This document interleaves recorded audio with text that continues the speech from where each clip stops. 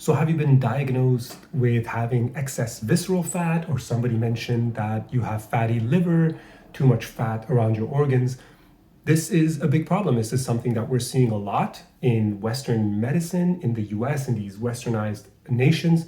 And the reason has a lot to do with our lives being a little bit less sedentary, not enough exercise, and the kind of things that we're eating. So in this video, I'm going to talk about what visceral fat is, but also how can you get rid of it? Do you have to take a bunch of medications? Do you have to have surgery?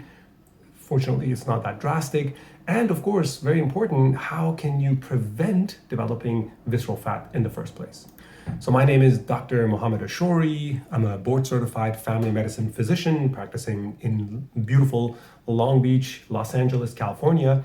And I talk about healthy aging. I talk about things that you can do after your 30s to stay healthy, to keep the health that you have, and hopefully along the way prevent a few of these chronic diseases that are very complicated to treat, but not that difficult to prevent. So let's think about visceral fat as an active, alive organ or tissue that has its own hormones and signals. And though it has some important jobs to do in the body, so it may not be good to have no visceral fat, most of us, the majority of us, are going to have too much visceral fat. And too much visceral fat is going to complicate a lot of things, from inflammation to leading to heart disease, to elevated blood pressure, to mood changes, blood sugar issues. And so for that reason, we want a very low amount of visceral fat in the body. Though I'm not going to get into the details of how much visceral fat to have on a DEXA scan or an MRI, there are some really good guidelines out there. And if you're interested, you can certainly get a DEXA scan done, you can get an MRI done. But of course, before you get any study done, you have to know what is it you're going to do with that information. What changes are you going to make? What changes could you make now before even undergoing any kind of radiation or treatment? So visceral fat is fat around the liver. Am I pointing to the right side? Yeah. So here, it's fat around the liver. It's fat around the heart. It's fat around all the other organs in here, especially the intestines and the kidneys. If you've ever slaughtered an animal, sorry if you're vegan and that's unpleasant, but you may have noticed quite a lot of fat around certain organs and even around muscle. In fact, fat can accumulate anywhere in the body, and when it is excessive, it's going to lead to the complications that we talked about. In fact, it's going to make being healthy really, really difficult. Fatty liver is one of the other issues that we're dealing with, kind of separate from the rest of the visceral fat that we have kind of here in this region. And the best way to get rid of it is through activity changes. The second best way to get rid of it is through dietary interventions. And then the third thing I want to mention is how to prevent it in the first place. Assuming, again, you're already healthy, what can you do to prevent developing any kind of visceral fat? Because once you have it, it's just a lot of work to get rid of it. So when it comes to maybe the top 3 most effective ways to get rid of visceral fat with activity changes, it's going to be intermittent training, so high intensity intermittent training. It's going to be aerobic exercises, usually in the moderate to higher intensity levels, and resistance training. Now, fortunately, you can combine all of this, right? So intermittent training or high intensity intermittent training, HIIT training, has to do with expending a lot of energy, getting some rest, and then getting right back into it. In fact, that's a really good way to build muscle, is to do a resistance movement and then take a small break and then continue. A lot of my patients will do a mix of this because for most of us, sticking to just one thing can become a little bit boring. So for example, you can do a little bit of HIIT training 1 or 2 days a week. You can do some light aerobic exercises or moderate aerobic exercises. And then you can do 1 or 2 resistance training sessions a week. And you can mix it up. It doesn't even have to be that consistent. And that's going to be a very effective way to experience fat loss, so overall fat loss, that is more focused on the fat that we don't want. Why?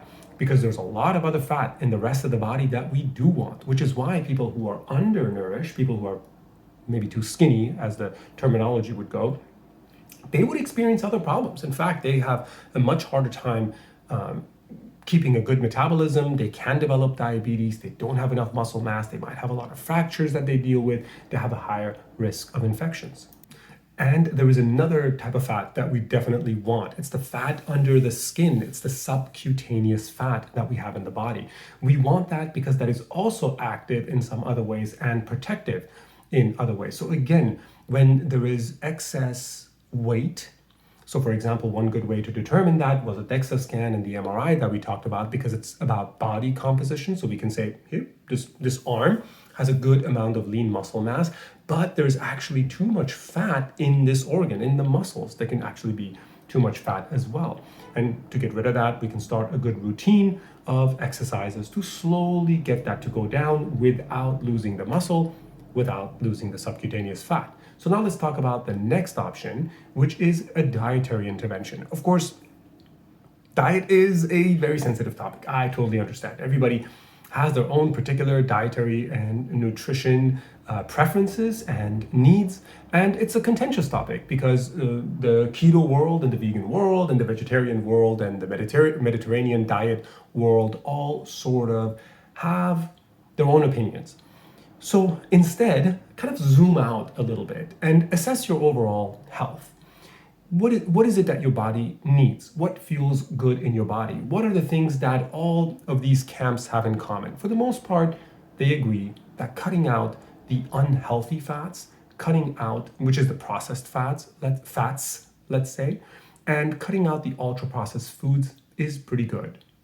So now we're going to dive into prevention. Of course, if you're already healthy, what can you do to prevent excess visceral fat? There are some good studies to show that excess amount of stress can increase the deposition of fat in undesirable areas, kind of the gut, right? Developing a big gut is a very classic example of having visceral fat because there's a lot of fat around the intestines, so the stomach can protrude quite a bit. Other ways to prevent it would be going back to the exercise, so just maintaining some regular exercise. The good news is if you're already pretty fit and healthy at 30, you probably don't have to have a very regimented routine of HIIT and aerobic and resistance training. You can sort of just be active throughout the day and fortunately still experience incredible health by keeping your weight or your body composition at the optimal or in the optimal range.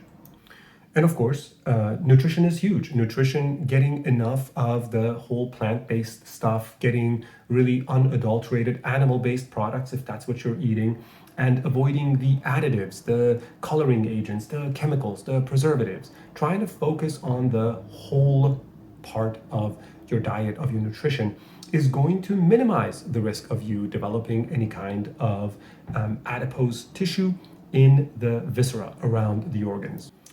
In past videos and in some future videos, I've talked about and will talk about the effects of visceral fat, how we can measure it. For example, we can measure liver enzymes, we can look for inflammatory markers, and you can also just kind of track the symptoms that you have, from fatigue to skin rashes to breathing issues, weight problems, weight management, gaining enough muscle. So those are some good ways to measure it and track it without necessarily having to go in and get a DEXA scan. A DEXA scan can be had for somewhere between $50 to $150. It's not that expensive. An MRI for body composition can be also quite cheap. If you pay cash for it, you can get it somewhere between $250 to $450. All right, guys, check out drashori.com, and I would love to find out from you, what have you been dealing with? What concerns do you have when it comes to visceral fat? What concerns do you have when it comes to preventing unwanted fat in unwanted areas? Take care.